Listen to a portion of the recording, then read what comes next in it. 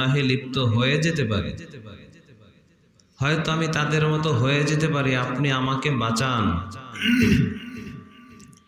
জুলাইখা আবার ধমক দিয়া বলে সব মহিলাদেরকে সামনে নিয়া, যে ইউসুফ যদি আমার কথা মানে তো ভালো, যেহেতু তোমরা জেনেই গেছো, তো ইউসুফ যদি আমার কথা মানে তো ভালো, না হয় তাকে কঠিন শাস্তি দেওয়া হবে, অন্যথায় তাকে জেলখানায় পাঠানো হবে। তো ইউসুফ নবী দেখলেন বাহিরে থাকার চেয়ে জেলখানাটাই নিরাপদ, সেখানে কেউ আর ডিস্টার্ব করবে না। ইউসুফ নবী তখন আল্লাহর কাছে দোয়া করলেন, ক্বালা রব্বিস সিজনু আহাব্বু ইলাইয়া মিম্মা ইয়াদউনানি ইলাইহি ওয়া ইল্লা তাসরিফ আন্নী কাইদাহুন্না আসবু ইলাইহিন্না ওয়া আকুম মিনাল জাহিলিন। ইউসুফ নবী বললেন, আল্লাহ, এই নারীরা আমাকে যেই দিকে ডাকতেছেন এর চাইতে আমার জন্য জেলখানাটাই নিরাপদ। যদি তুমি তাদের ছলনা থেকে আমাকে রক্ষা করো তো আমার জন্য কল্যাণ, আমি তোমার কাছেই আত্মরক্ষা চাই। আমি জেলখানারই মেহমান হতে চাই, জেলখানায় যেতে চাই। ইউসুফ নবীকে তারা জেলখানায় পাঠায় দিল। ইউসুফ নবী জেলখানায় যাওয়ার পর ওয়াদাখালা মাআহুস সিজনু ফাতায়ান ক্বালা আহাদুহুমা ইন্নী আরানি আ'সিরু খামরা ওয়া ক্বালা আল আখার ইন্নী আরানি আহমিলু ফাওকা রা'সি খুবজা তা'কুলুত তায়রু মিনহু নাব্বি'না বিতাওয়িলিহি ইন্না নারাকা মিনাল মুহসিনিন। ইউসুফ নবী জেলখানায় যাওয়ার পর বাদশার দরবারে দুইজন খাদেম ছিল, একজন বাদশাকে মদ পরিবেশন করত, বাদশাকে শরাব পরিবেশন করত, আর একজন রুটি বানাইত। দুইজন কর্মচারী কোন একজনের ছলনায় পড়ে এই দুইজন সম্পদের লোভে পড়িয়া বাদশার খাবারের মধ্যে বিষ মিশায় দিল। কেউ তাকে বলল, তোমরা বাদশাকে মেরে ফেলবা, বিনিময়ে তোমাদেরকে এই এই সম্পদ দেওয়া হবে। লোভে পইরা তারা বাদশার খাবারের মধ্যে বিষ মিশায় দিল। ঘটনাটা জানাজানি হওয়ার পর বাদশাহ তাদেরকে চাকরি থেকে বহিষ্কৃত করলেন, জেলখানায় পাঠায় দিলেন। আরো অনেক জেলখানার সাথী বাদশারও এই দুই কর্মচারী জেলখানার সাথে ইউসুফের। অনেক দিন একসঙ্গে থাকার পর এই দুই সাথী ইউসুফকে বলে, ইউসুফ, তোমাকে তো খুব ভালো মনে হয়, তুমি অনেক সত্যবাদী, তুমি অনেক নেককার, তুমি অনেক আল্লাহওয়ালা খোদাভীরু, তোমাকে আমরা মুহসিন হিসাবে জানি, তুমি একজন পরহেজগার বান্দা। অতএব আমাদের একটা স্বপ্ন তোমার কাছে বলতে চাই, তুমি আমাদের এই স্বপ্নের ব্যাখ্যাটা করে দাও, তাবির করে দাও। ইউসুফ নবী বললেন, কি স্বপ্ন দেখেছ? এই দুইজন ডাক দিয়ে কয়, আমরা স্বপ্নে দেখলাম যে আমরা একজন আবার বাদশার সামনে মদ পরিবেশন করতেছি। আরেকজন বলে, আমি স্বপ্নে দেখলাম আমি রুটি বানাইয়া রুটি মাথায় করে নিয়ে যাইতেছি, একটা কাক আইসা আমার মাথার থেকে রুটি খায়। স্বপ্নের ব্যাখ্যা বলে দাও। ইউসুফ নবী তাদেরকে স্বপ্নের ব্যাখ্যা বলার আগে নসিহত করতেছেন।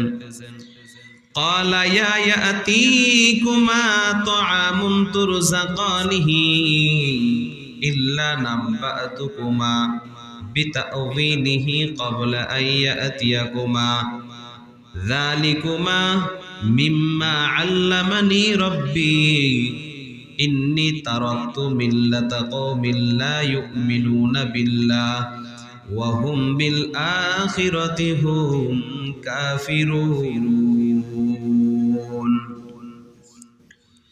ইউসুফ নবী বললেন, হ্যাঁ, তোমাদের স্বপ্নের ব্যাখ্যা আমি বলে দিব। জেলখানায় তোমাদেরকে যে খাবার দেয়, এই খাবার আসার আগেই তোমাদের স্বপ্নের ব্যাখ্যা আমি বলে দিব।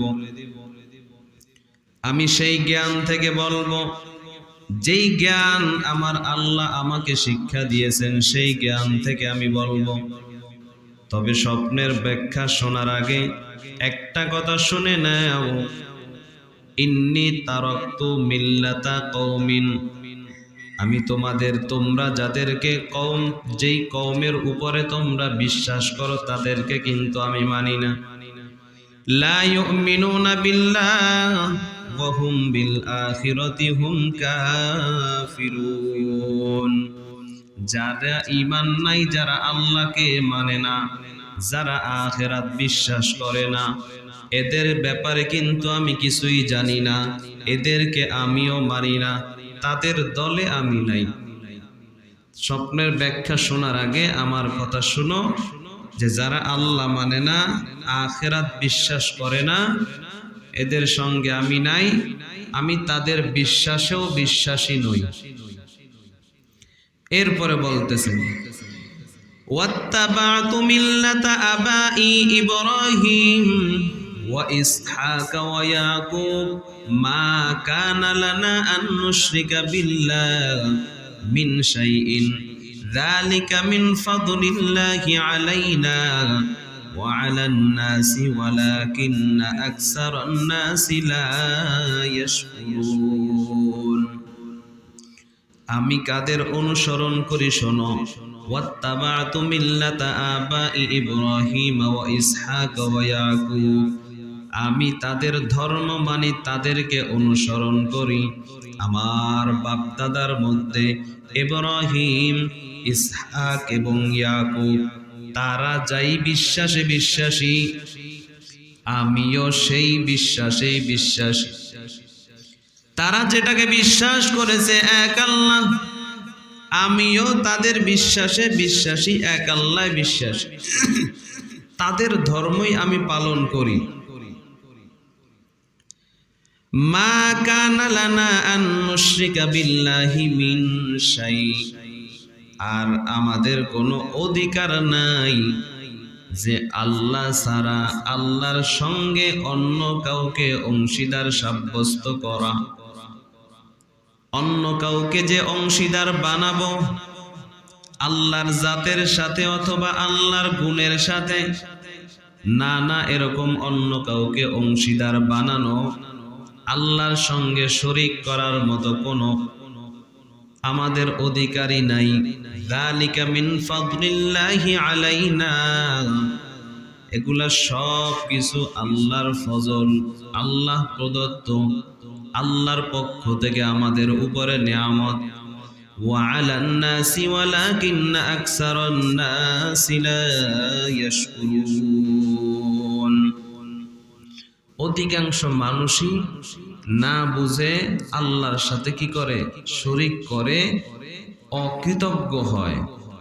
আল্লাহর সাথে কি করে না, অংশীদার সাব্যস্ত করে, আল্লাহকে অপবিত্র বানাতে চায়, অকৃতজ্ঞ হয়। ইয়া সাহিবাস সিজনি আরবাবুম মুতাফাররিকুন খায়রুন আমিল্লাহুল ওয়াহিদুল কাহ্হার। হে আমার কারা বন্ধুরা, জেলখানার বন্ধুরা, তোমরাই বলো, একাধিক খোদা মানা ভালো নাকি একজন মানা ভালো? একাধিক খোদা মানার চেয়ে কি একজন মানা ভালো না?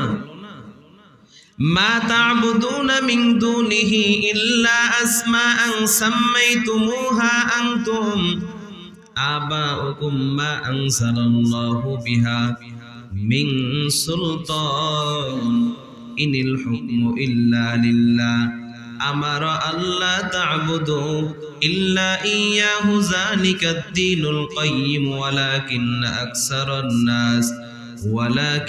আকসারান নাস লা ইয়ালামুন।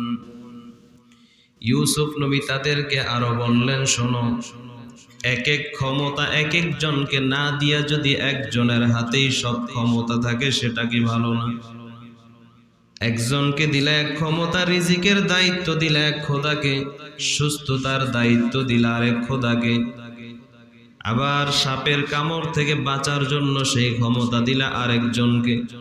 এক একজনকে এক এক ক্ষমতার চাইতে কি একজনের হাতে যদি সব ক্ষমতা থাকে সেটাই কি ভালো না? বেশি খোদা মানো, এক একজনকে এক এক দিকে মানো, এক এক ক্ষমতার অধিকারী মনে করো, এর চাইতে কি এটাই ভালো না যে একজনকে মানবা যার হাতে সব ক্ষমতা? তার মানে আমার আল্লাহর হাতে সব ক্ষমতা। আল্লাহই রাজ্জাক, আল্লাহই গফফার, আল্লাহই সত্তার, আল্লাহর হাতেই সব। ইউসুফ নবী তার কাছে যখন ওই কারারক্ষীরা আসলেন, জেলখানার বন্ধুরা আসলেন স্বপ্নের ব্যাখ্যার জন্য, ইউসুফ নবী কৌশলে তাদেরকে তাওহীদের দাওয়াত দিয়া দিলেন, এক আল্লাহর গোলামির দাওয়াত দিয়া দিলেন। এবার ইউসুফ নবী বলে, ইয়া সাহিবাস সিজনি আম্মা আহাদুকুমা ফায়াসকি রাব্বাহু খামরা ওয়া আম্মাল আখার ফায়ুসলাবু ফাতাকুলুত তায়র মির রাসিহি কুজিয়াল আমরুল্লাযী ফীহি তাস্তাফতিয়ান। ইউসুফ নবী জানায় দিলেন, ও আমার বন্ধুরা, তোমরা যেই স্বপ্ন দেখেছো যে তোমরা একজনে বাদশাকে আবার মদ পান করাইতেছো, শরাব দিতেছ, তার মানে তোমাদের মধ্যে একজন আবার এখান থেকে মুক্তি পাবে, চাকরি পুনর্বহাল হবে। আর আরেকজন যে দেখেছো মাথার উপর থেকে রুটি কাকে ঠোকরায় খায়, তার মানে তোমাদের আরেকজনের মৃত্যু হবে, ফাঁসি হয়ে যাবে। ফাঁসি হওয়ার পর তার মাথার থেকে মাথার ঘিলুগুলা, মগজগুলো পাখিতে ঠোকরায় খাবে। ইউসুফ নবী এখানে একটু চালাকি করলেন, যে বলেন নাই যে তোমার স্বপ্নের ব্যাখ্যা এইটা, তোমার এইটা, কে মুক্তি পাইবা আর কে চাকরি পুনর্বহাল পাইবা, এটা বলে নাই। কারণ যদি বলে দেয় যে তোমার মরণ হবে, তার ভেতরে একটা ভয় ঢুকে যাবে, অন্য রকমের কষ্ট পাবে। ইউসুফ নবী বলে দিলেন, তোমাদের একজনের মৃত্যু হবে, আরেকজন নাজাত পাইবা। তো দোনোজনের ভিতরেই ভয়, যদি আমি মরি, যদি আমার ফাঁসি হয়। এবার এই দুইজন বলে, ইউসুফ, আমরা তো এই স্বপ্নই দেখি নাই, তুমি যে স্বপ্নের ব্যাখ্যা করলা, তাবির করলা, আমরা তো এই স্বপ্নই দেখি নাই, তো এর ফল কিভাবে হবে? ইউসুফ নবী বললেন, তোমরা যদি মিথ্যা বলে থাকো, স্বপ্ন না দেখেও স্বপ্নের কথা বললা, তার মানে আমি যেই ব্যাখ্যা করে দিয়েছি এটাই ফলে যাবে, আমার ব্যাখ্যাই সত্য হবে। তোমাদের মিথ্যা বলার কারণে মিথ্যা শাস্তি স্বরূপ এটাই পাইবা, কিছু করার নাই। এখন হাজারো বললে কাজ হবে না। এজন্য পয়গম্বর বলেন, স্বপ্ন দেখার পর, শুরুতেই বলেছিলাম স্বপ্ন তিন প্রকার, শয়তানের থেকেও হয়, নিজের কল্পনার থেকেও হয়, আল্লাহর পক্ষ থেকে সুসংবাদও হয়। পয়গম্বর বলেন, যদি তুমি খারাপ স্বপ্ন দেখো, এই স্বপ্ন তুমি কারো কাছে বলবা না, ঘুম থেকে সজাগ হয়ে বাম দিকে 3 বার থুতু ফালাইবা আর বলবা আউযু বিল্লাহি মিনাশ শাইতানির রাজিম। 3 বার থুতু ফালাইবা, 3 বার আউযু বিল্লাহ পড়বা, মানে শয়তান থেকে আমি পানাহ চাইতেছি আল্লাহর কাছে। আল্লাহর নবী বলেন, ভয়ঙ্কর খারাপ স্বপ্ন দেখার পর যদি তুমি এই পন্থা অবলম্বন করো, তোমার এই স্বপ্নের ভেতরে যদি কোনো খারাপিও থেকে থাকে, আল্লাহ তাআলা ওই খারাপি থেকে তোমাকে মুক্তি দান করবেন। সাবধান, এই স্বপ্ন তুমি কারো কাছে বলবা না। যদি বলে দাও, সে যেই ব্যাখ্যা করবে সেই ব্যাখ্যাই ফলে যেতে পারে। আর যদি ভালো স্বপ্ন দেখো, শুকর আদায় করবা, আল্লাহকে বলবা, আল্লাহ যদি কোনো কল্যাণ থাকে দাও, অকল্যাণ থাকলে তুমি আমাকে মুক্তি দিয়া দাও। আর যদি স্বপ্ন কারো কাছে বলতেই হয়, যারা স্বপ্নের ব্যাখ্যা জানে তাদের কাছে বলো, অন্যথায় কোনো আলেমের কাছে বলো। সাবধান, যার তার কাছে স্বপ্নের কথা বলবা না, কারণ স্বপ্নের ব্যাখ্যা যে যেইভাবে করবে ওইভাবেই কিন্তু স্বপ্নের ফলাফল হবে। হযরতে ওমর ফারুক রাদিয়াল্লাহু তাআলা আনহুর কাছে এক আল্লাহর বান্দা এসে বলে, ওমর, আমি স্বপ্ন যোগে দেখলাম আমার একটা ফসল ক্ষেত সবুজ হয়ে গেল, আবার এটা পুরে বর্ষ হয়ে গেল, শুকায় গেল, আবার সবুজ হলো, আবার এটা পুড়ে গেল, নষ্ট হয়ে গেল। হযরতে ওমর বলেন, এ আল্লাহর বান্দা, তুমি এই স্বপ্ন দেখো নাই? আল্লাহর বান্দা বলে, না হুজুর, আমি স্বপ্ন দেখেছি। ওমর বললেন, না তুমি দেখো নাই। লোকটা বলে, না আমি দেখেছি। ওমর বলে, দেখো নাই? আল্লাহর বান্দা বলে, আমি দেখেছি। ওমর বলেন, যদি তুমি দেখেই থাকো তাহলে শুনে নাও, এখন তুমি ইমানদার আছো, কিছুদিন পরে তুমি বেঈমান হইবা, আবার তুমি ইমানদার হইবা, এরপরে বেঈমান অবস্থায় তুমি মারা যাইবা। লোকটা বলে, হুজুর, আমি তো এই স্বপ্ন দেখি নাই। ওমর ডাক দিয়া বলে, না দেখো আর নাই দেখো, যেহেতু বলেছ আমিও ব্যাখ্যা করেছি, কিছু করার নাই।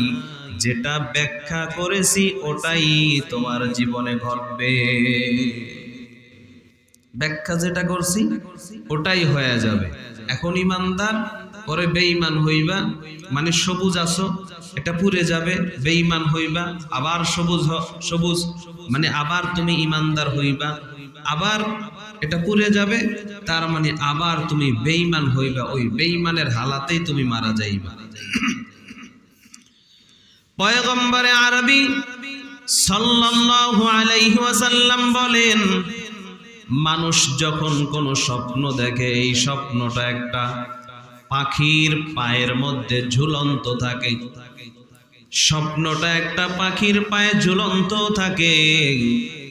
যখন এই স্বপ্নটা কারো কাছে বলা হয়, সে যেইভাবে ব্যাখ্যা করে দেয় ওইভাবেই স্বপ্নটা ফলে যায়।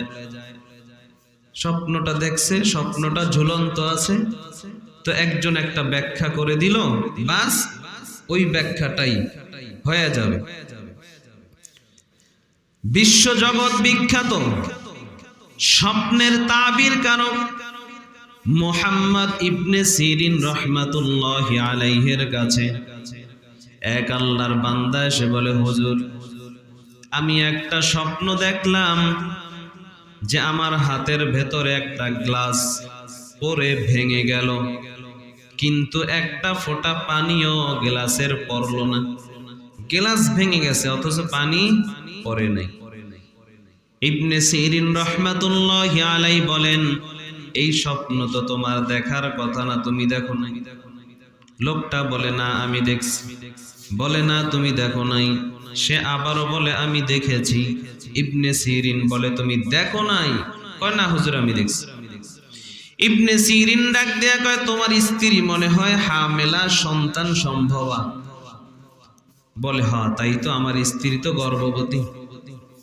ইবনে সিরিন রাহমাতুল্লাহি আলাইহি বলেন, ওই যে গ্লাস ভেঙেছে, তার মানে তোমার স্ত্রী তোমার সন্তান প্রসব করতে গিয়া মারা যাবে।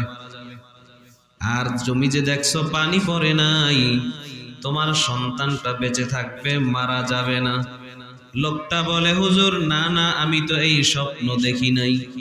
বলে, তুমি দেখো আর না দেখো, বলেছো আমি ব্যাখ্যা করেছি, যেটা করেছি সেটাই হবে। 2-3 দিন পর আল্লাহর বান্দার সন্তান জন্ম দিতে গিয়া তার স্ত্রীটা মারা যায়, সন্তানটা বেঁচে থাকে। অতএব স্বপ্ন কারো কাছে বলতে নাই, যে যেমন ব্যাখ্যা করবে ফলাফলটা ওই রকমই হয়ে যাবে।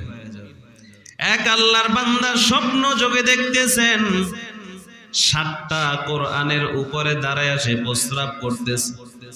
কত ভয়ঙ্কর স্বপ্ন, কোরআনের উপরে প্রস্রাব করে। কারো কাছে গিয়া বলল, ভাই আমি তো এই স্বপ্ন দেখেছি, কি করা যায়? লোকটা জিহ্বায় কামড় দিয়ে বলে, আয় হায়, কি করছো? এটা কোনো কাজ হইল? কোরআনের উপরে প্রস্রাব করছো। পরবর্তীতে আল্লাহর বান্দা 7টা সন্তান জন্ম নেয়, 7টা সন্তান মারা যায়। লোকটা বেকার হইয়া একজন আলেমের কাছে গিয়া বলল, হুজুর কি করব, সন্তান তো বাঁচে না, 7টা সন্তান হয়েছে, 7টা মারা গেছে, তুমি পূর্বে কি করেছো? তখন লোকটা বলে, এই স্বপ্ন দেখেছিলাম, কারো কাছে বলেছিলাম, সে এমনটা বলেছে। হুজুর ডাক দিয়া বলে, আয় হায়, কি করছো তুমি?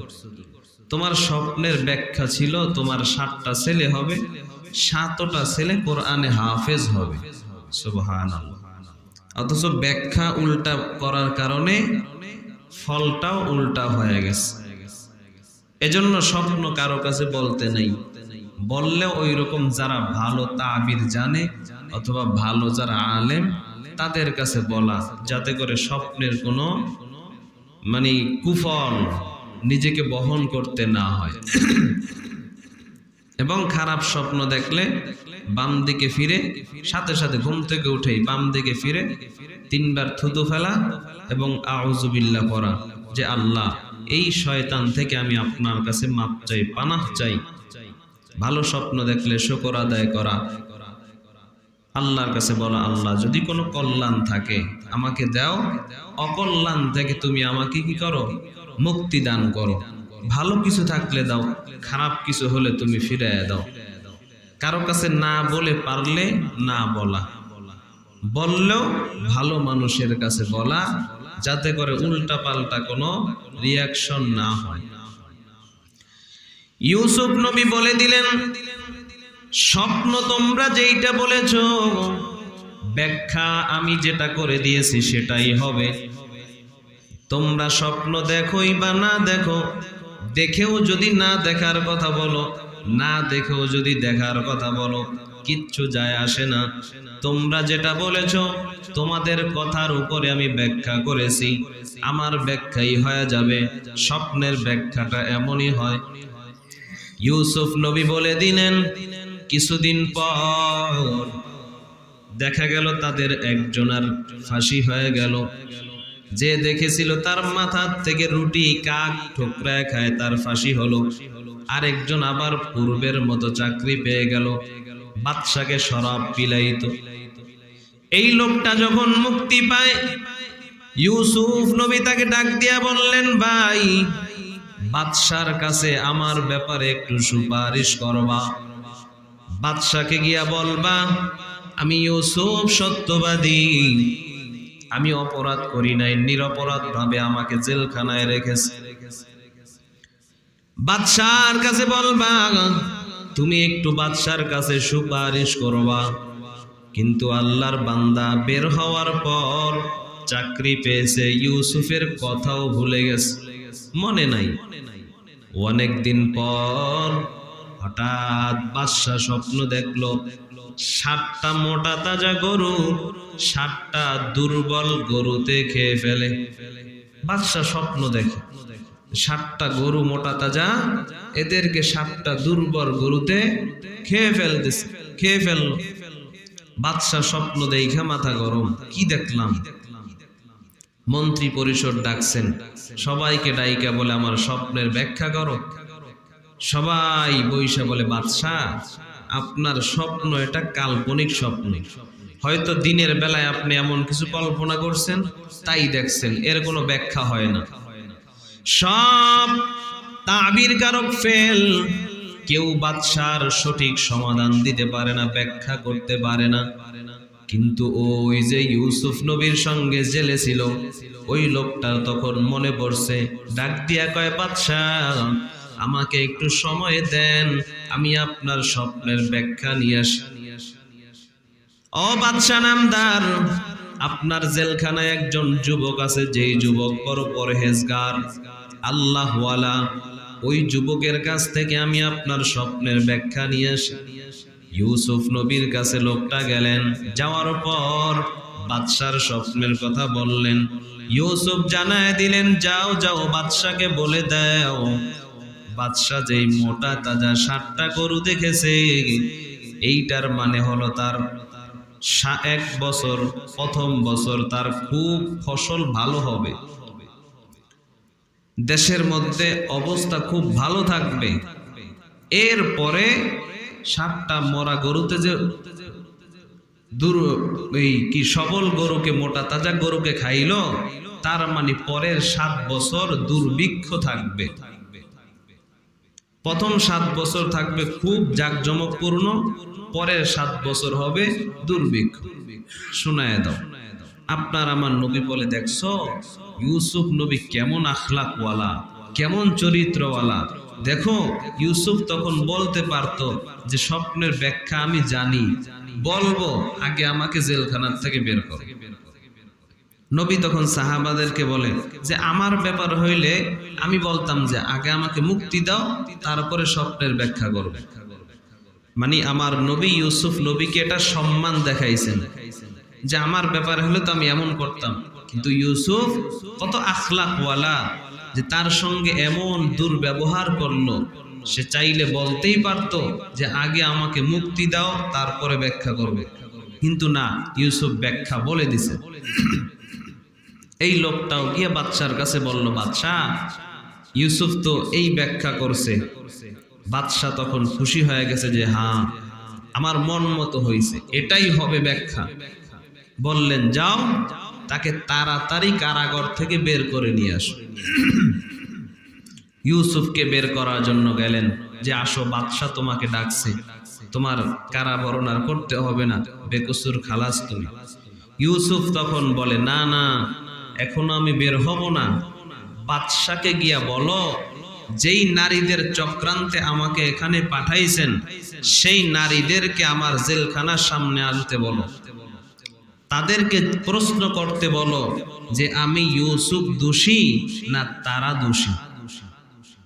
তারা যদি অকপটে স্বীকার করে নেয় যে তারা দোষী, আমি নির্দোষী, আমার সত্যতার প্রমাণ হবে, তারপরে আমি এখান থেকে বের হব। বাদশা সব নারীদেরকে ডাকলেন, জেলখানার সামনে উপস্থিত হলো। সবাই এক বাক্যে বললেন, বাদশাহ ইউসুফের মতো ছেলে হয় না, ইউসুফের মতো আখলাকওয়ালা চরিত্রওয়ালা কোনো সন্তান, কোনো যুবক হয় না। সবচেয়ে বড় চরিত্রবান, সবচেয়ে বড় আখলাকওয়ালা ইউসুফ। আমরাই ইউসুফকে ফুসলাইতেছিলাম, আমরাই ইউসুফকে আমাদের দিকে ডাকছিলাম, আমরাই দোষী। বাদশা বলে, জুলাইখা এবার তোমার বক্তব্য কি? জুলাইখা বলে, ওমা উবাররিউ নাফসি ইন্নান নাফসা লাআম্মারাতুম বিসসু ইল্লা মা রাহিমা রাব্বি ইন্না রাব্বি গফুরুর রহিম। জুলাইখাও বলে, আমি দোষী, আমি ইউসুফকে ফুসলাইছিলাম, আমার নফসই চেয়েছিল গুনাহের প্রতি। প্রত্যেকটা মানুষের মধ্যেই নফস আছে, নফসে আম্মারা, যেটা চায় মানুষকে গুনাহ করাইতে। নফস 3 প্রকার কোরআনের ভাষায়, নফসে আম্মারা, নফসে লাওয়ামা, নফসে মুতমাইন্না। ইন্নান নাফসা লাআম্মারাতুম বিসসু। নফসে আম্মারা সব সময় বান্দাকে গুনাহ করাইতে চায়। নফসে লাওয়ামা এমন নফস যেই নফস গুনাহ করতে বাধা দেয় না। তবে গুনাহ করার পরে অনুশোচনা তৈরি হয়।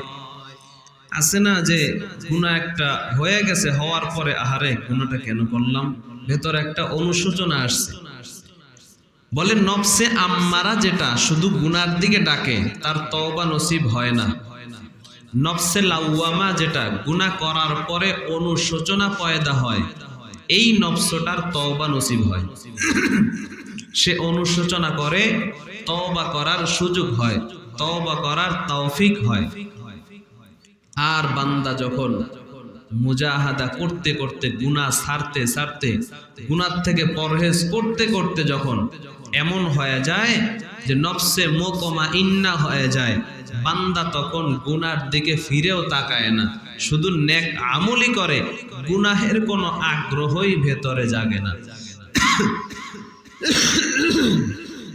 তাদের ব্যাপারে আল্লাহ বলেন, ইয়া আইয়াতুহান নাফসুল মুতমাইন্না ইরজিই ইলা রাব্বিকি রাদিয়াতাম মারদিয়া।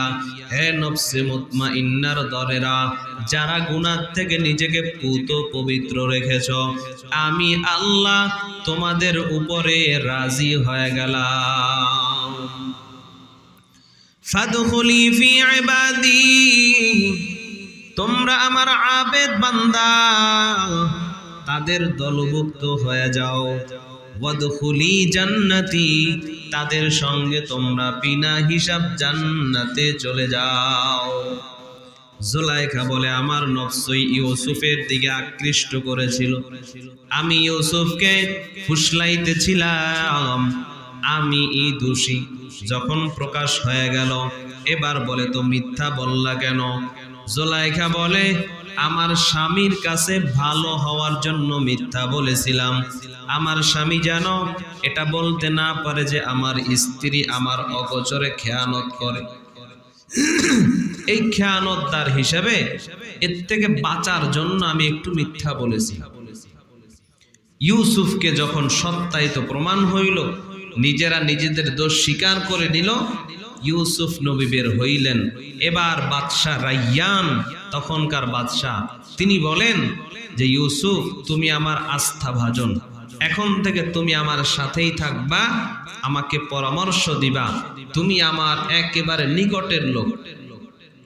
ইউসুফ বলে না না, এই দায়িত্ব চলবে না, আমাকে খাদ্যমন্ত্রী বানান। কারণ ইউসুফ নবী জানে যে আশেপাশে চেলাচামুন্ড যারা আছে, এদের হাতে যদি খাদ্যের মন্ত্রিত্ব থাকে, যে 7 বছর দুর্ভিক্ষ আসবে, ওই 7 বছর আর কেউ বাঁচবে না, সব মারা যাবে। কারণ করোনার সময় রিলিফের মালটন যা আসবে সব খাটের নিচে ঢুকাবে, সাধারণ মানুষ ঠিক মতো পাবে না।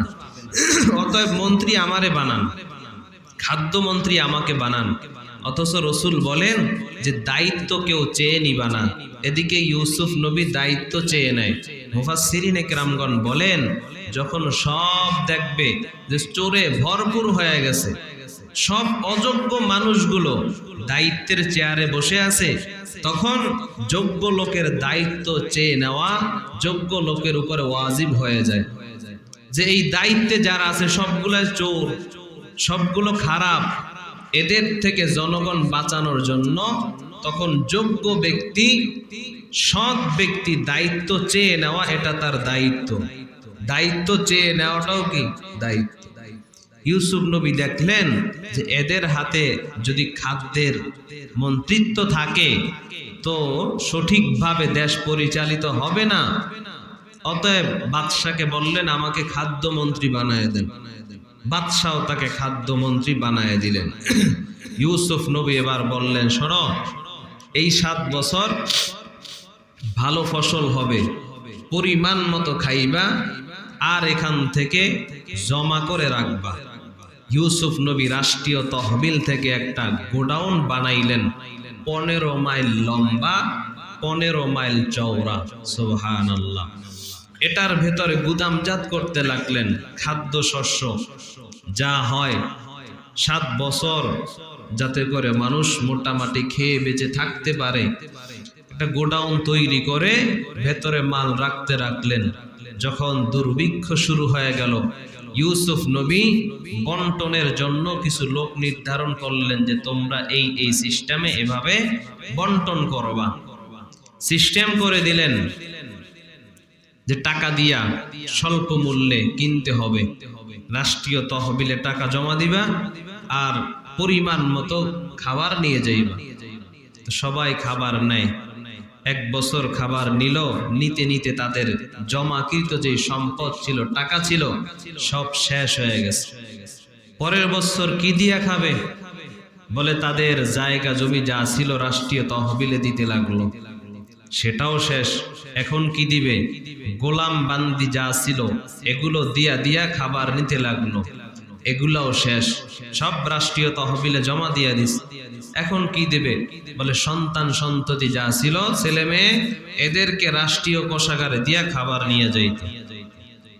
এখন কি দিবে? এখন তো কিছু নাই। বলে নিজেদেরকে স্টামে সই দিয়া বিক্রি করে এরপরে খাবার নিয়ে যাইতে লাগলো।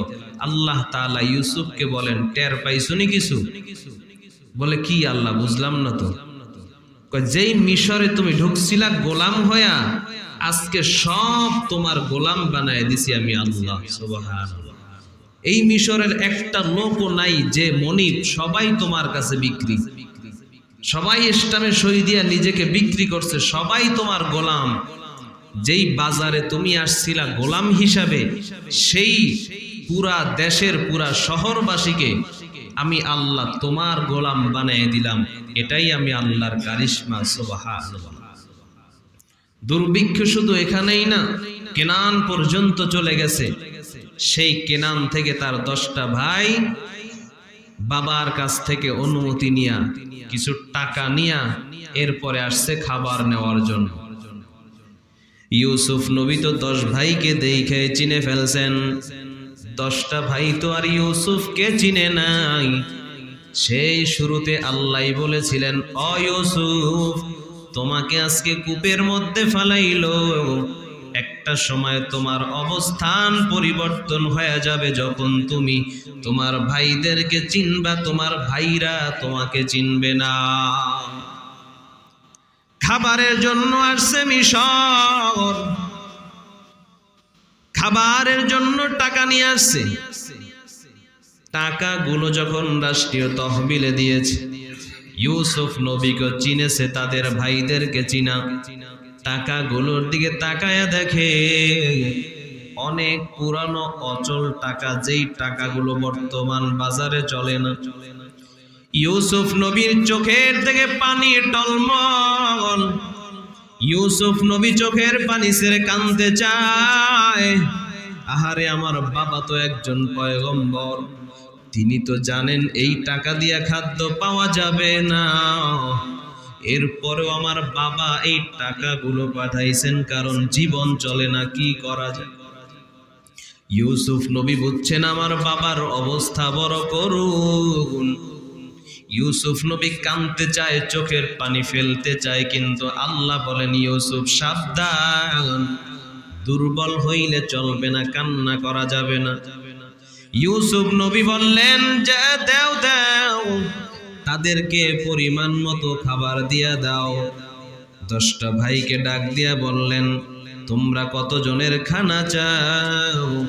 ওরা বলল, আমরা 11টা ভাই, আব্বা আছে আম্মা নাই, এই মোট 12 জনের খানা চাই। খাবার চাই, খাবার দিয়া দাও। ইউসুফ নবী বললেন, তোমরা তো 10 জন, তো আর 2 জন কই? বলে, আব্বা অসুস্থ, আসতে পারে নাই, আর আমাদের ছোট একটা ভাই আছে বিনিয়ামিন, ওই বিনিয়ামিনকে আমার আব্বা কাছের থেকে নড়তে দেয় না, কারণ আমাদের আরেকটা ভাই ছিল নাম ইউসুফ, ইউসুফকে বাঘে খাইছে। কার সামনে দাঁড়ায় বলে? ইউসুফের সামনে বলে যে আমাদের ইউসুফ ভাইকে বাঘে খাইছে, এজন্য বিনিয়ামিনকে নড়তে দেয় না। ইউসুফ নবী ডাক দিয়া বললেন, বুঝলাম, এবারের মতো খাবার দিয়ে দিব, তবে আগামীবার যখন আসবা বিনিয়ামিনকে ছাড়া আসলে কিন্তু খানা পাইবা না। ওরা খানা নিয়ে চলে গেল। বাবার সামনে যাওয়ার পর খাবারগুলো বস্তার থেকে ঢালতেছে আর বলে, ওয়ালাম্মা ফাতাহু মাতাআহুম ওয়াজাদু বিদাআতাহুম রুদ্দাত ইলাইহিম ক্বালা ইয়া আবানা মা নাবগি হাযিহি বিদাআতুনা রুদ্দাত ইলাইনা ওয়া নামিরু আহলানা ওয়া নাহফাযু আখানা ওয়া নাজদাদু কাইলা বাঈর যালিকা কাইলুন ইয়াসীর। খাবারগুলো যখন ঢালতেছিল দেখে বস্তার ভেতরে খাবারের সঙ্গে টাকাগুলো ফেরত দিয়ে দিছে। ইউসুফ নবী বুঝেছেন আমার বাবার কাছে সম্পদ নাই, যদি টাকাগুলো আমি রেখে দেই দ্বিতীয়বার আসার জন্য টাকা না পাইলে তো হয়তো আসবে না। টাকাগুলো বস্তার মধ্যে ফিরায় দিয়েছেন। ভাইরা তখন ডাক দিয়া বলে ইয়া আবানা মা নাবগি হাযিহি রুদ্দাত ইলাইনা হাযিহি বিদাআতুনা রুদ্দাত ইলাইনা। আব্বা আমরা আর কি চাই, বাদশা অনেক ভালো মানুষ, আমাদের খানা তো দিয়েছে আবার টাকাগুলো ফেরত দিয়া দিছে। সুবহানাল্লাহ। তবে বাবা শর্ত দিয়েছে বিনিয়ামিনকে সারা যাওয়া যাবে না, আগামীবার বিনিয়ামিনকে সারা গেলে আর খাবার দিবে না। ইয়াকুব নবী বলে আমার একটা সন্তান তোমাদের কাছে দিয়া হারাইছি, আরেকটা সন্তানকে দিয়াও আমি হারাতে চাই না। 10টা ভাই তখন শপথ করে বলতে লাগলো আব্বাজান পূর্বের ভুলের জন্য ক্ষমা চাই, বিনিয়ামিনকে কোনো ক্ষতি হতে আমরা দিব না, দিয়া দেন। এবার বিনিয়ামিনকে দিয়া দিল। ইয়াকুব নবী কান্দে আর কয় আমি বিনিয়ামিনকে দিয়া তোমাদের উপরে ওই পরিমাণ ভরসা করলাম যেই পরিমাণ ভরসা ইউসুফকে দিয়া করেছিলাম। তবে আমি আশাবাদী, না জানি তোমরা আবার বিনিয়ামিনকেও কোথাও রেখে আসো, আমার বড় ভয় হয়। তবে আমি আশা করব আমার বিনিয়ামিনের কোনো ক্ষতি তোমরা হতে দিবা না। বিনিয়ামিনকে নিয়ে যাওয়ার পর ইয়াকুব নবী বলে দিয়েছেন সাবধান, রাষ্ট্রীয় কোষাগারে যখন ঢুকবা এক দরজা দিয়ে সবাই ঢুকবা না, এক একজন এক এক দরজা দিয়ে ঢুকবা। আব্বার কথা অনুযায়ী তারা 10 ভাই 10 দরজা দিয়ে 10 জন ঢুকলেন, বিনিয়ামিন আলাদা ঢুকলেন। ইউসুফ পয়গম্বর তাকায় বিনিয়ামিনকে দেখেই চিনে ফেলছেন এইটা আমার ছোট ভাই। খাবার দাও। খাবার দিতে গিয়া রাষ্ট্রীয় একজন লোককে বলে দিলেন যিনি খাবার দেয় ওদের বস্তার ভিতরে রাষ্ট্রীয় একটা পেয়ালাও ঢুকায়া দিবা। যখন খাবার দাবার রেডি হঠাৎ এলান হলো যে রাষ্ট্রের একটা পেয়ালা হারায় গেছে, পাওয়া যাইতেছে। ইউসুফ নবী বললেন এই তোমরা দূরের থেকে আসছো, তোমরা এই কাজ করছো, তোমাদেরকে আমার সন্দেহ হয়, কারণ তিনিই তো সিস্টেম করছেন। ওরা ডাক দিয়া বলে না না বাদশা নামদার, আমরা এই কাজ করতে পারি না, আমাদের বাবা একজন নবী, আমাদের দ্বারা এই কাজ সম্ভব না, যদি করে থাকো তাহলে কি হবে? বলে বাদশা নামদার যদি করে থাকি যার বস্তার ভেতরে পাওয়া যাবে তাকে আপনি রেখে দিবেন, যে কোনো শাস্তি আপনি দিতে পারেন। খুঁজতে খুঁজতে দেখা গেল বিনিয়ামিনের বস্তার ভেতরেই পাওয়া গেল বাটি। বিনিয়ামিনকে আটকায় দিল। বিনিয়ামিনকে পাশে নিয়া ইউসুফ কানে কানে ডাক দিয়া কয় ভাই চিন্তা করবি না, তোর যেই ভাইকে বাগে খেয়েছিল ওই ভাইটাই আমি ইউসুফ। বিনিয়ামিন মহা খুশি।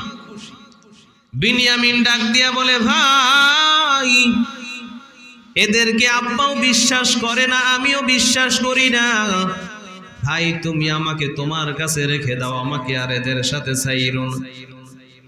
বলে তোকে রাখার জন্যই তো এই কাজ করলাম। বিনিয়ামিনকে রেখে দিলেন, ওদেরকে বললেন তোমরা যেতে পারো, চলে যাইতে পারো। সন্ধ্যা হয়ে গেছে, কেমনে যাবে? বলে তোমরা রাত্রে বেলায় থাকো, সকাল বেলা বিদায় নিবা। কই থাকবো? 5টা রুম বরাদ্দ করলো, এক এক রুমে 2টা খাট, এক এক রুমে 2 জন করে থাকবা। ভাই হইছে 11টা, 2 জন করে থাকবে। তো 5 রুমে তো 10 জন ফিল আপ, আরেকজন বাকি কই থাকবে? বলে বিনিয়ামিনের রুম নাই। বিনিয়ামিন আমার সাথেই থাক। সুবহানাল্লাহ। সারা রাত গল্প বিনিয়ামিনের সাথে। সকালবেলা বললেন ওকে ছাড়া যাবে না, তোমরা চলে যাও। 10 ভাই এক জায়গায় বসে চিন্তা করে বাবার কাছে এই মুখ নিয়ে কেমনে যাই। আগের বারও ইউসুফকে নিয়ে আইনা আর ফেরত দেই নাই, বিনিয়ামিনেরও এই অবস্থা, কেমনে যাব? 10 ভাইয়ের বড় ভাই রুবেল ডাক দিয়া বলে তোরা যা, আমি যাব না। বিনিয়ামিনকে না নেওয়া পর্যন্ত আমি বাবার সামনে আর যাব না। অন্য ভাইরাও বলল আমি যাব না, তুই যা। একজনকে পরামর্শ করে পাঠায় দেয় বাবার কাছে যাবে। বাবাকে গিয়া বলল আব্বা যান, বিনিয়ামিনকে আনতে পারি নাই, বিনিয়ামিন চুরি করেছে। ইয়াকুব নবী গেছেন রাগ হইয়া যে তোমরা এবারও ষড়যন্ত্র করেছো, এবারও ষড়যন্ত্র করেছো। না না, আমার বিনিয়ামিন চুরি করতে পারে না, আমার বিনিয়ামিন চোর না, তোমরা ষড়যন্ত্র করেছো। এক পর্যায়ে, অনেক লম্বা ইতিহাস, এক পর্যায়ে ইউসুফ নবী ভাইদেরকে পরিচয় দিয়ে দিলেন, আমাকে চিনছো আমি কে? তখন ভাইদের মধ্যে একজন বলে লান্তা ইউসুফ, তুমি কি ইউসুফ নাকি? তুমি মনে হয় সেই ইউসুফ? বলে হ্যাঁ আমি ইউসুফ, আর যেটাকে রেখে দিয়েছিলাম এটা আমার ভাই বিনিয়ামিন। সুবহানাল্লাহ। পরিচয় হয়ে গেল, যাও এবার বাবাকে নিয়ে আসো। ভাইরা ডাক দিয়া বলে বাবাকে আনবো কিভাবে? বাবা তো অন্ধ, বৃদ্ধ হয়ে গেছে, হাঁটতে পারে না, আবার চোখেও দেখে না, আনা বড় কষ্টকর। ইউসুফ নবী বললেন জামা একটা দিয়া বললেন ওই যে কবজ বানানো জান্নাতি জামা, সেই জামাটা দিয়া বললেন নাও, এই জামাটা আমার আব্বার চোখে লাগায় দিবা, চোখ ভালো হয়ে যাবে। সুবহানাল্লাহ। ওরা তখন জামাটা যখন বের করছে, এখানে কেনারে বসে ইয়াকুব নবী বলতেছে আমি আমার ইউসুফের ঘেরান পাইতেছি। সুবহানাল্লাহ। আশেপাশে যারা ছিল উম্মত তারা বলে আপনি ইউসুফের ঘেরান পাইতেছেন মানে? বলে হ্যাঁ আমি আমার ইউসুফের জামার ঘেরান পাইতেছি। বলতে বলতে ভাইরা জামা নিয়ে যখন হাজির, চোখের মধ্যে লাগায় দিলেন, চোখ ভালো হয়ে গেল, বাবাও সুস্থ হয়ে গেল। সুবহানাল্লাহ। এবার তারা বলতেছে সেই ইউসুফকে কূপের মধ্যে ফালানো হলো আপনার বাড়ি থেকে মাত্র 3 কিলোমিটার দূরে, সেখানে আপনি ইউসুফের ঘেরান পাইলেন না, অথচ কোথায় সেই মিশর, সেই মিশরে ইউসুফের জামা বের করছে, আপনি এখান থেকে ঘেরান পাইলেন। তার মানে ইয়াকুব নবী বলে আমরা সব সময় এক হালাতে থাকি না, এক এক সময় হালাত এক এক রকম পরিবর্তন হয়, অন্তরের অবস্থা পরিবর্তন হয়। যখন এমন অবস্থা আসে, কখনো কখনো এমন অবস্থা হয় যখন আমরা দুনিয়াতে বসে আরশে আজিম পর্যন্ত দেখতে পাই। সুবহানাল্লাহ। গোটা দুনিয়ার খবর আমাদের চোখের সামনে ভাসে, আবার কখনো দেওয়ালের ওই পারে কি আছে সেটাও দেখতে পাই। ইয়াকুব নবীকে নিয়ে গেলেন, ইউসুফ নবী সবার সামনে দাঁড়ায় বললেন তোমাদের কি মনে আছে আমার সঙ্গে তোমরা কি কি করেছিলা? ভাইরা সব মাথা নিচু, ইউসুফ আমাদের মাফ করে দাও। ইউসুফ নবীও বললেন লা তাসরিবা আলাইকুমুল ইয়াউম, আজকের দিনে তোমাদের প্রতি আমার কোনো রাগ নাই, কোনো গোসা নাই। তোমরা আমার সঙ্গে যেই ব্যবহার করেছো, বিনিময় তোমাদের 10 ভাইয়ের জন্য 10টা বালাখানা আমি আগের থেকেই রেডি রাখছি, আব্বার জন্য একটা বানাইছি, বিনিয়ামিনের জন্য আলাদা বালাখানা আছে, যাও তোমরা তোমাদের বালাখানা বুঝে নাও। সুবহানাল্লাহ। আল্লাহ বুঝায় দিলেন ইউসুফ নবীর ঘটনার মাধ্যমে সম্পর্ক কিভাবে রক্ষা করতে হয়, কিভাবে ছিন্ন করতে হয়। ভাইরা তাকে কি উপহার দিল, কি ব্যবহার করলো তার সাথে, আর বিনিময় ইউসুফ ভাইদের সাথে কি ব্যবহার করলো। যার সাথে সুরি আছে, ভালো আছে, এর সাথে ভালোই, এর সাথে রক্ষা কি আবার। যার সাথে সুরি নাই তার সঙ্গে শরীর রাখা হলো রক্ষা করা। যাকে দেখতে মনে চায় না, দেখলে গালি দিতে মন চায়, তাকে সালাম দেওয়া মানে সম্পর্ক বজায় রাখা। আর যাকে দেখতে মনে চায় পীড়িতের পেতনিও তো ভালো, ঠিক না? নিজের সন্তান নাক দিয়ে সারাদিন ময়লা পড়ে, এই ময়লার মধ্যেই গিয়া চুমা দেয়, কারণ এটা নিজের। আরেকজনের কানের মধ্যে একটু কি হয়েছে, ফোড়া হয়েছে, ওর কানের মধ্যে ফোড়া, কাছে যায় না, কোলে নিতে চায় না, অথচ নিজেটার অবস্থা আরো খারাপ। তো পীড়িতের পেতনিটাও তো ভালো, যাকে দেখতে মনে চায় না তার সঙ্গে সম্পর্ক জোড়ানো, তাকে সালাম দেওয়া, কথা বলা মানে সম্পর্ক রক্ষা করা। ইউসুফ নবী কি করলেন? ভাইদেরকে বললেন, লা তাসরিবা আলাইকুমুল ইয়াউম, আজকে তোমাদের প্রতি আমার কোনো রাগ নাই, কোন রকম কোনো কষ্ট নাই, তোমাদের সবাইকে আমি মাফ করে দিয়েছি। শুধু তাই নয়, তোমাদের জন্য আলাদা বালাখানা বানায় রাখছি। আল্লাহ বলেন, এই ইউসুফের ঘটনা তোমাদেরকে দিলাম ইবরাত হাসিলের জন্য, শিক্ষা গ্রহণের জন্য। সম্পর্ক কেমনে টিকাইবা, ভাই ভাইয়ের সম্পর্কটা কেমন হবে, আর কার সাথে কেমন আচরণ করবা, ইউসুফ থেকে শিখার জন্য দিলাম। শুধুমাত্র শোনার জন্য, কান সুখের জন্য নয়, বরং ইবরাত হাসিলের জন্য, উপদেশ গ্রহণের জন্য। চলতে লাগলেন। কেনানের অধিবাসী সব এখন মিশরের বাসিন্দা হয়ে গেলেন, 10 ভাই সহ, বিনিয়ামিন সহ, ইয়াকুব নবী সহ। ইউসুফকে আল্লাহ নবুয়ত দান করলেন। বাদশাহ মারা গেল, বাদশার সম্পূর্ণ দায়িত্ব ইউসুফকে দিয়া দিলেন। পুরা মিশর শহর ইউসুফের হাতে আল্লাহ উঠায় দিলেন। সুবহানাল্লাহ। আল্লাহ বলেন, দেখছো ইউসুফ, প্রথমে সব তোমার গোলাম বানাইছি, এবার পুরা দেশ তোমার হাতে উঠায় দিছি। আমি আল্লাহ চাইলে জিরো থেকে হিরো বানাই, হিরো থেকে চাইলে আমি আল্লাহ জিরো বানাই দেব। ওদিক থেকে জোলাইখার স্বামীও মারা গেছে। জোলাইখা স্বামীর যত ধন সম্পদ ছিল সব ইউসুফের নামে শুধু দান করে, যে ইউসুফের নামে দান করে, যে আল্লাহ এর বিনিময় ইউসুফকে মিলায় দাও। আর ইউসুফ নবীর জোলাইখার কথা মনেই নাই, সে এ নিয়ে ভাবেও না, চিন্তাও নাই, এটা মাথার থেকে পুরা ফরমেট হয়ে গেছে। জোলাইখার কোনো নাম গন্ধ ইউসুফের মাথায় নাই, সে তার মতো চলতেছে। আল্লাহ নবুয়ত দিয়েছেন, নবুয়তের দায়িত্ব পালন করতেছেন, দেশ পরিচালনা করতেছেন। জোলাইখার কোনো খবরই নাই, অস্তিত্বও নাই। স্বামীও মারা গেছে, রাষ্ট্রীয় তহবিলের স্বামীর সম্পর্কও নাই, তারও খবর নাই। জোলাইখার মতো। জোলাইখা তো আর রাষ্ট্রের কিছু না, স্বামী আছিল রাষ্ট্রের একজন। জোলাইখা সয় সম্পত্তি যাহা কিছু ছিল সব ইউসুফের নামে শুধু দান করে, যে আল্লাহ বিনিময় ইউসুফকে মিলায় দাও। করতে করতে স্থাবর অস্থাবর যত সম্পদ ছিল সব সম্পদ জোলাইখার শেষ। এবার জোলাইখা রাস্তার কিনারে ছোট একটা ঝুপড়ি বানাইছে।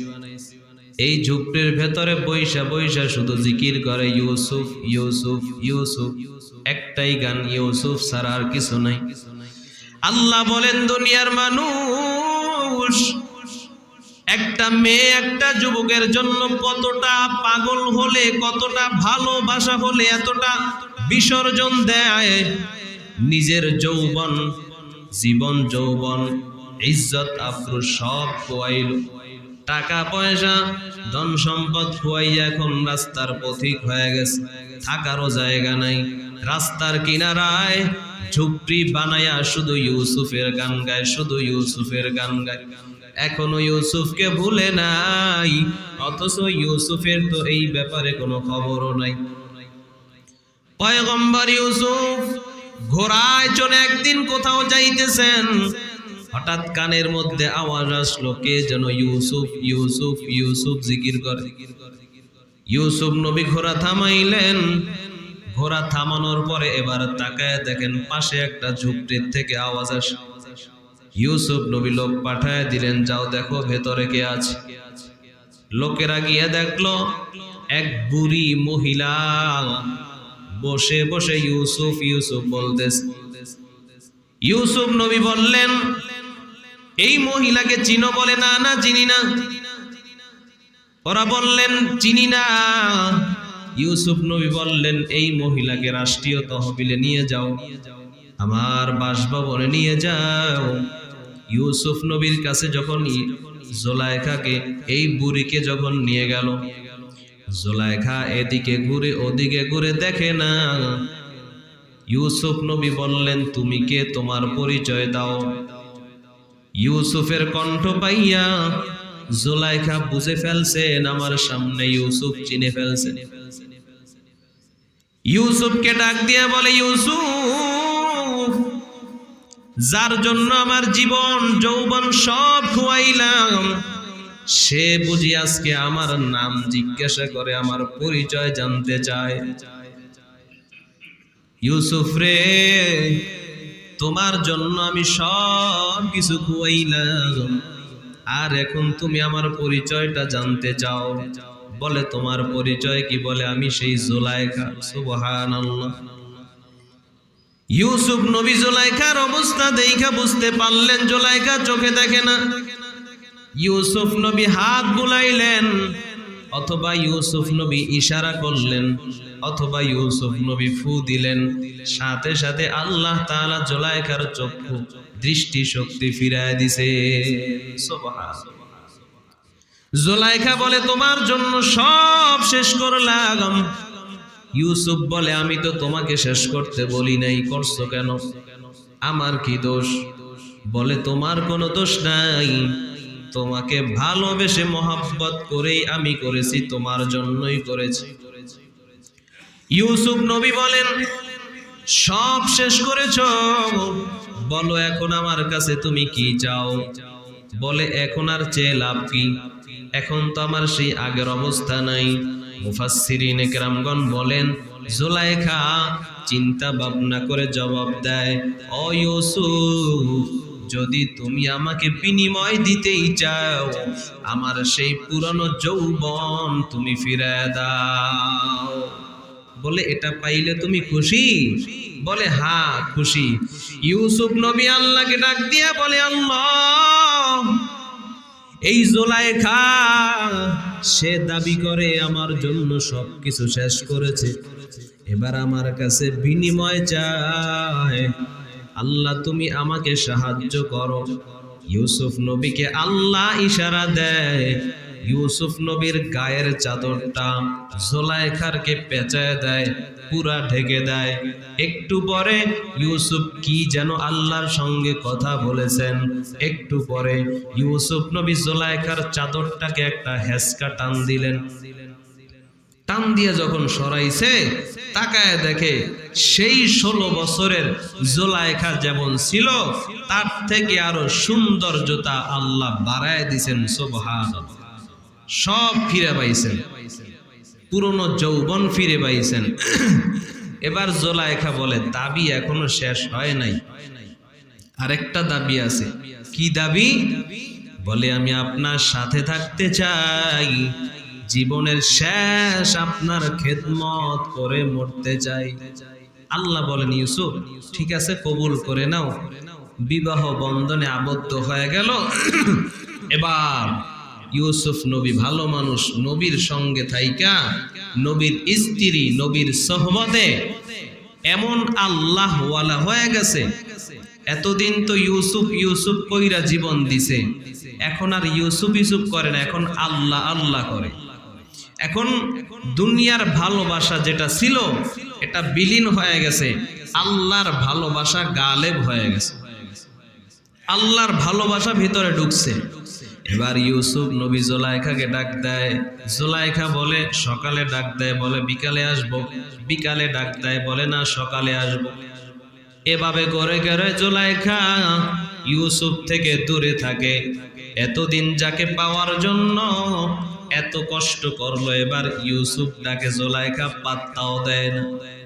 শুধু ইবাদত করে, শুধু ইবাদত করে, শুধু আল্লাহকে ডাকে, শুধু আল্লাহর গোলামি করে। ইউসুফ ডাক দিয়া বলে, জুলাইখা, আমি আমার চাহিদার জন্য তোমাকে ডাকি না। ও জুলাইখা, আমার আল্লাহর সিদ্ধান্ত হয়েছে, আমার আল্লাহ চায় তোমার বংশ থেকে আল্লাহ একজন নবী পাঠাবে। আমার ইচ্ছা না, আল্লাহর ইচ্ছা। তুমি যেই আল্লাহর পাগল হয়েছো, ওই আল্লাহর ইচ্ছা তোমার বংশে একজন নবী পাঠাবেন। মুফাসসিরিনে কেরামগণ বলেন, এই জুলাইখার গর্ভে একটা সন্তান হয় আফরাশিমা। এই সন্তানের ঘরে আরেকটা সন্তান হয় যার নাম হলো নুন। এই নুনের ঘরে একটা সন্তান যার নাম হলো ইউসা, যিনি ছিলেন পয়গম্বর মুসা আলাইহিস সালামের খাদেম, ঈসা আলাইহিস সালামের খাদেম। আর পরবর্তীতে ইউসাকে আল্লাহ তাআলা নবুয়ত দান করেন। সুবহানাল্লাহ। ছেলের ঘর থেকে আফরাশিমার ঘরে নুন, নুনের ঘরে ইউসা, ইউসাকে দিলেন নবুয়ত। আর জুলাইখার আরেকটা কন্যা যার নাম হলো রহমা বা রহিমা। এই রহিমা হলো আইয়ুব আলাইহিস সালামের স্ত্রী। সুবহানাল্লাহ। তো আল্লাহ বুঝাইতে চায়, দেখো, যেই জুলাইখা ছিল ইউসুফের এত পাগল, জুলাইখা যখন আমি আল্লাহর পরিচয় পেয়ে গেছে, দুনিয়ার ভালোবাসা ম্লায়ন হয়ে গেছে, দূর হয়ে গেছে, দুনিয়ার প্রতি তো কোনো তো আগ্রহই ছিল না, দুনিয়ার ভালোবাসাকে সে তখন চিনতই না, আমি আল্লাহর জন্য পাগল হয়ে গেছে। বান্দা, তোমরাও আমি আল্লাহর পরিচয় নাও, আমি আল্লাহকে চিনো, আমি আল্লাহর মোহাব্বত ভালোবাসা অন্তরে জায়গা দাও। জুলাইখার ইউসুফের প্রতি যেই দুর্বলতা ছিল, এই দুর্বলতা যদি আমি আল্লাহর ভালোবাসার কাছে নস্যাৎ হতে পারে, তোমরা কেউ জুলাইখার মতো কারো জন্য পাগল না। অতএব আমি আল্লাহকে প্রাধান্য দাও, দুনিয়ার সব ভালোবাসা ম্লায়ন হয়ে যাবে, দুনিয়ার সব ভালোবাসা ধ্বংস হয়ে যাবে, আমি আল্লাহর ভালোবাসা তোমার অন্তরে গালেব হয়ে যাবে। আল্লাহ বলেন, এখান থেকে ইবরত হাসিল করো, উপদেশ হাসিল করো, আখলাক শিখো, চরিত্র শিখো। এখান থেকে আমি আল্লাহর মহত্ব বরত্ব বুঝে নাও। আমি আল্লাহ চাইলে গোলামকেও বাদশা বানায় দিতে পারি, বাদশাকেও গোলাম বানায় দিতে পারি। অহংকার করবা না। অনেক মূল্য তোমার, ইউসুফকে মূল্যহীন বানায়াও দেখাইছি। ইউসুফ বলেছিল যে আমার কত চেহারা সুন্দর, অনেক লাভবান হবে, মাত্র 20 দিরহামে ওকে বিক্রি করে দেখাইছি। এর অহংকার করবা না। অনেক দামি জিনিস, তোমার অনেক ইলম আছে, অনেক জ্ঞান আছে, অনেক শিক্ষা দীক্ষা ডিগ্রি আছে, অহংকার করবা না। শূন্যের কোঠায় পৌঁছাতে আমার মোটেও সময় লাগবে না। আল্লাহ তাআলা আমাদের সবাইকে ঘটনার থেকে উপদেশ গ্রহণ করা, ইবরত হাসিল করার তৌফিক দান করেন বলি আমিন। দুরূদ শরীফ পড়ি। আল্লাহুম্মা সাল্লি আলা মুহাম্মাদ ওয়া আলা আলি মুহাম্মাদ কামা সাল্লাইতা আলা ইব্রাহিম ওয়া আলা আলি ইব্রাহিম ইন্নাকা হামিদুম মাজিদ। আল্লাহুম্মা বারিক আলা মুহাম্মাদ ওয়া আলা আলি মুহাম্মাদ কামা বারাকতা আলা ইব্রাহিম ওয়া আলা আলি ইব্রাহিম ইন্নাকা হামিদুম মাজিদ। আস্তাগফিরুল্লাহ রাব্বি মিন কুল্লি যামবি ওয়া আতুবু ইলাইহি লা হাওলা ওয়ালা কুওয়াতা ইল্লা বিল্লাহিল আলিয়্যিল আযীম। আস্তাগফিরুল্লাহাল্লাযী লা ইলাহা ইল্লা হুয়াল হাইয়ুল কাইয়্যুম ওয়া আতুবু ইলাইহি লা হাওলা ওয়ালা কুওয়াতা ইল্লা বিল্লাহিল আলিয়্যিল আযীম।